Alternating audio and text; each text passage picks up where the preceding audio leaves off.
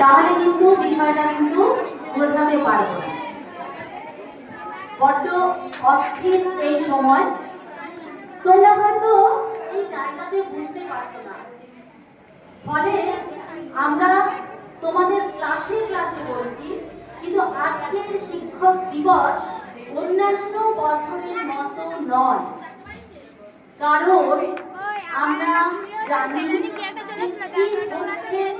সারা রাজ্য জুড়ে যদি আমরা অন্যায়কে অন্যায় বলে না জানতে পারি, বলতে পারি, প্রতিবাদ করতে পারি, তাহলে আমরা বোধহয় এই মতো বোকা পাচ্ছ।